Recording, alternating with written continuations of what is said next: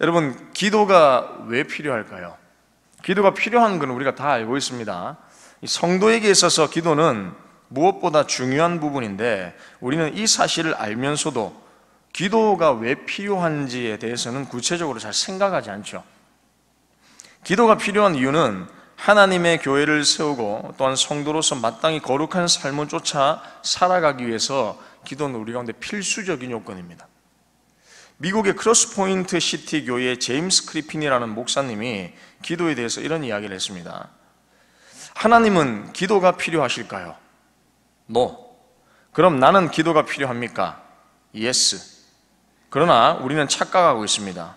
우리는 기도할 때 좋아, 이제부터 내가 기도를 통해 하나님을 설득해 보겠어 라고 생각하며 기도를 접근합니다. 기도의 목적은 하나님이 변하는 것이 아니라 기도를 통해 내가 변화되는 것임을 기억해야 됩니다.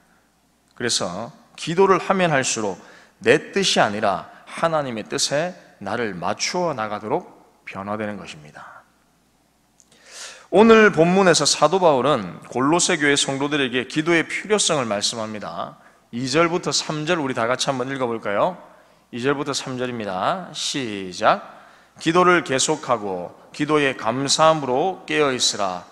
또한 우리를 위하여 기도하되 하나님이 전도할 문을 우리에게 열어주사 그리스도의 비밀을 말하게 하시기를 구하라. 내가 이 일 때문에 매임을 당하였노라. 아멘. 사도 바울은 골로새 교회 자신들을 위해, 그리고 바울 자신과 복음의 일꾼들의 지속적인 복음 사역을 위해 골로새 성도들에게 기도를 요청하고 있습니다. 기도가 필요한 이유는 다른 것이 아닙니다. 바울 자신이 이름이 높아지고 자신의 유익을 위해서 기도를 요청하는 것이 아니죠. 이는 바울 자신이 복음을 전파하다가 매임을 당하였음에도 불구하고 복음 사역을 계속할 수 있기를 바라고 있기 때문에 기도 요청을 했던 겁니다. 기도를 통해 복음 사역이 중단되지 않고 지속적으로 이어지기를 바라기 때문에 요청했던 것이죠. 그래서 여러분 3절을 보면 기도를 요청하는 이유 중 하나가 이겁니다. 전도할 문을 열어주사. 즉 기도로 전도할 수 있는 통로를 열어달라고 골로새 교회 성도들 가운데 지금 기도를 요청하고 있는 겁니다. 여러분, 바울이 어떤 사람입니까? 누구 못지않게 복음을 전파하는 일에 수고와 열심을 다했던 사람이 여러분 사도 바울이었습니다. 그러나 복음을 전파하다가 다른 일꾼들과 함께 갇히게 되었죠. 악한 일을 한 것도 아니고 하나님의 일을, 하나님의 사역들을 열심히 감당하다가 지금 불이익이 당하게 된 겁니다.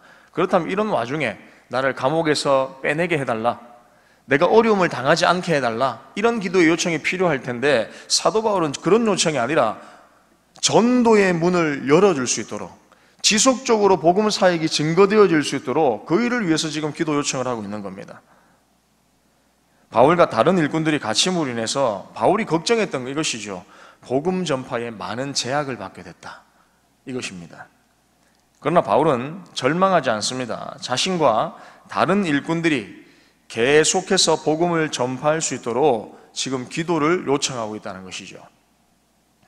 즉 여러분, 바울의 기도 요청은 하나님께서 전도할 문을 열어서 그리스도의 비밀을 말할 수 있도록 해주시기를 바라는 것이었습니다. 여기서 바울은 전도할 문을 열어주시는 주체가 누구인가? 자기가 아니라는 것이죠. 하나님이라는 겁니다. 전도할 문을 열어주시는 분은 하나님이시라는 겁니다. 복음 사역을 지속적으로 이끌어 가실 분도 하나님이시라는 겁니다. 그렇기 때문에 무엇이 필요하냐? 기도가 필요하다는 것이죠. 이는 복음 전파 사역의 일이 전적으로 하나님께 달려있다는 것을 말하고 있는 것입니다. 이렇게 이야기하지 않습니다. 만일 자신이 어려움을 당하게 되면 골로새 교회 성도들이나 주변의 사람들에게 복음 전파 사역을 너희들이 이어받아서 지속적으로 해라, 내가 이런 상황에 처해 있으니 너희들이 최선을 다해서 수고해라 라고 말할 수도 있었습니다. 하지만 복음 전파 사역의 주체가 누구인지를 분명하게 바울은 인식하고 있었기 때문에 기도를 요청하는 겁니다. 하나님께서 전도의 문을 열어주실 수 있도록 하나님께 기도해라, 하나님께 도움을 구해라, 주님께 의지해라. 그렇다면 그분께서 전도의 문을 열어주실 것이다. 이것이 바울이 요청한 기도의 요청이었습니다. 비록 복음이 우리의 입을 통해서 전해지지만 그 입을 열고 복음을 전달할 수 있는 것은 무엇 때문인가? 하나님께서 친히 복음 전파 주체가 되셔서 그 사역을 여러분 인도하시기 때문이라는 것을 바울은 누구보다 잘 알고 있었다는 것입니다. 우리를 통해 사역을 감당하는 것은 분명하죠. 하지만 하나님께서 주체가 되어주셔서 복음 사역을 인도하지 않으시면 어떠한 역사도 여러분 일어나지 않는다는 겁니다. 하나님과 함께 하실 때에 그것이 가능하다는 것이죠. 그리고 여러분 이어서 5절과 6절을 보십시오. 바울은 외인, 즉 불신자들에게 복음의 증인이 될 것을 또한 권고하고 있습니다. 5절, 6절 우리 다 같이 한번 읽어보겠습니다. 시작. 외인에게 대해서는 지혜로 행하여 세월을 아끼라. 너희 말을 항상 은혜 가운데서 소금으로 맛을 냄과 같이 하라. 그리하면 각 사람에게 마땅히 대답할 것을 알리라. 아멘. 복음을 전하는 것은 여러분 매우 중요한 일입니다. 전도하는 것은 매우 중요한 일입니다. 믿지 않는 사람들과 교제하여서 그들 가운데 예수 그리스도를 전파하는 것은 우리의 삶에 있어서 필수적인 요건입니다. 반드시 해야 될 의무입니다. 하지만 중요한 것이 있습니다. 전도만 한다고 복음만 증거한다고 끝나는 것이 아니라 모든 그리스도인들은 하나님께로부터 세상에 파송된 그리스도의 증인들이라는 사실을 우리는 기억해야 된다는 것이죠. 그러므로 그리스도인들은 증언의 의무를 가진 자라는 의식을 가지고 신중하고 지혜롭게 이 세상을 살아가야 된다는 것입니다. 이 세상을 저와 여러분들 스스로 또 우리끼리만 살아가는 세상이 아니죠. 믿지 않는 사람들과 함께 섞여서 살아가는 세상입니다. 그렇기 때문에 모든 그리스도인들에게 필요한 것은 무엇이냐? 하늘로부터 내려오는 지혜가 필요하다는 겁니다. 세상을 어떻게 살아가야 될 것인지, 믿지 않는 외인들에게 우리가 어떻게 대해야 될 것인지, 어떤 방식으로 그들 가운데 접근해야 될 것인지 바울은 그것을 우리 가운데 권고하고 있는 겁니다. 즉 외인들을 만났을 때에 우리가 세상의 방법으로 그들 가운데 접근하는 것이 아니라 주어진 모든 기회를 최선으로 이용하여 복음을 증거하는 계기로 삼아야 된다는 겁니다. 믿지 않는 자들을 대할 때에 우리의 삶의 태도의 기준이 여러분 무엇이 되어야 될까요? 세상 법칙도 아니죠. 내가 가지고 있는 가치도 아닙니다. 자기 의로움도 아닙니다. 우리의 기준은 딱 한 가지입니다. 예수 그리스도입니다. 예수님만이 성도의 삶의 태도의 기준이 되어야 된다는 겁니다. 즉 우리의 언행에 있어서도 마찬가지죠. 늘 겸손하고 지혜롭게 그들을 대할 수 있어야 된다는 것입니다. 바울은 본문의 말씀을 통하여 그리스도인다운 삶 자체를 강조하고 있는 겁니다. 예수 그리스도를 믿는 예수님의 제자라면, 하나님의 자녀라면 우리 삶의 기준은 세상에 있는 것이 아니라 하나님께 있다는 거예요. 예수님께 있다는 겁니다. 예수님 닮은 삶을 살아가는 것이죠. 그것은 여러분 교회와 가정에서뿐 아니라 그 어떤 곳에든 인간관계를 통해서 그리스도의 향기를 풍성히 드러내는 삶을 여기서 의미하는 것입니다. 여러분 기억하십시오. 복음을 전파하는 것, 최선을 다해서 모든 교회로 복음을 전파하는 것 우리의 삶의 기회로 삼아야 되지만 그 속에서 일어나야 될 우리의 삶을 통해 풍겨져야 될 향기가 여러분 무엇이 되어야 되는가? 반드시 그것을 기억하면서 살아야 됩니다. 최선을 다해 겸손하고 지혜롭게 이 세상을 살아가시기를 축복합니다. 그리고 여러분 7절부터 18절은 원래 끝 인사에 해당되는 부분입니다. 인사를 통해 여러 사람들은 바울은 소개하면서 오늘 본문 7절부터 9절을 보면 두기고와 오네시모라는 사람을 소개하죠. 보내는 목적을 말합니다. 골로새 교회에 이 두 사람을 먼저 보내는 목적을 말하는데 두기고와 오네시모를 통해 위로와 격려를 주려 함도 있지만 바울은 자신의 사정을 다 알게 하기 위해 그들을 보낸다고 말씀하고 있죠. 즉 구체적인 바울이 지금 처한 구체적인 현 상황을 알림을 통해서 성도들도 현 상황에 대한 구체적인 기도가 나올 수 있다는 겁니다. 두리뭉실하게 전달하는 것이 아니라 바울이 어떤 상황 가운데 있는지에 대해서 구체적으로 그 상황을 알 때에 우리가 그 심정을 가지고 구체적인 기도의 제목을 하나님께 올려드릴 수 있다는 것이죠.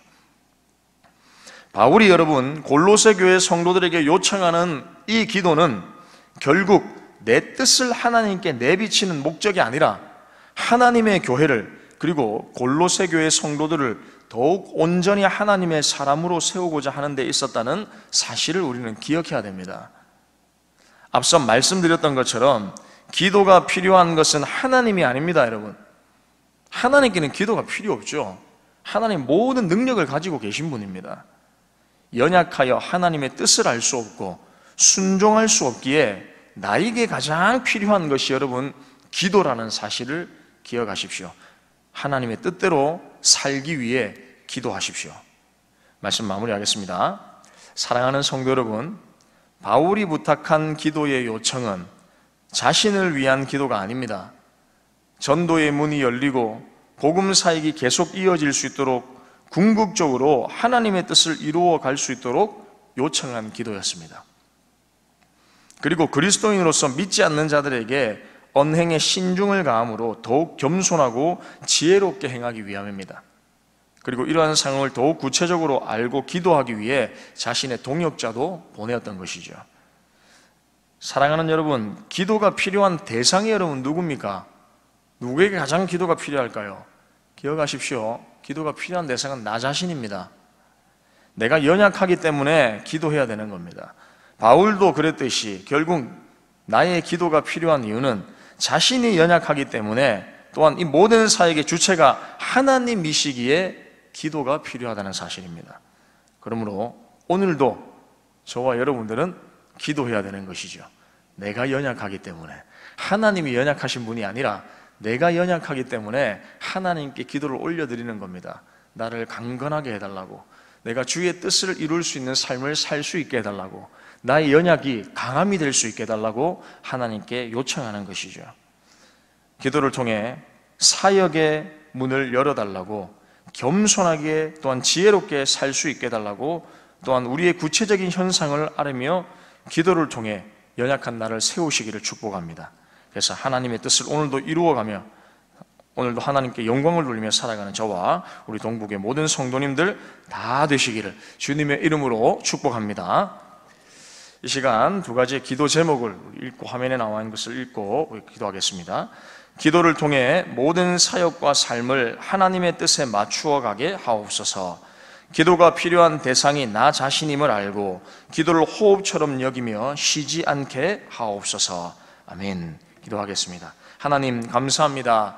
사도 바울의 권고처럼 기도가 필요한 대상이 하나님이 아니라 나 자신이 연약하기에 하나님께서 나를 통하여 세우시길 원하는 하나님의 교회, 또한 내가 하나님의 온전한 자녀로 예수님의 제자로 아름답게 새롭게 세워지기 위하여서 나 자신이 누구보다 기도가 필요한 대상임을 고백합니다. 전도의 문을 열어주시는 분이 하나님이시며 또한 우리가 거룩한 삶을 살 수 있도록 우리를 인도하시는 분도 하나님이심을 우리가 분명하게 깨닫게 하여 주시옵소서. 내가 기도를 요청함으로 또한 기도함으로 말미암아 내 자신이 하나님의 그 은혜 가운데서 더욱더 강건하여지고 또한 내 뜻이 아니라 하나님의 뜻에 나의 삶을 조정하고 맞추어가는 삶을 살 수 있다는 것을 굳건하게 믿으며 오늘도 쉬지 않고 우리가 움직이지 아니하며 하나님께서 원하는 뜻대로 살아가기 위하여서 끊임없이 기도하며 주님 앞에 무릎 꿇는 겸손한 하나님의 자녀로 세워질 수 있도록 주님 축복하여 주시옵소서. 감사를 드립니다. 예수님의 이름으로 기도합니다. 아멘.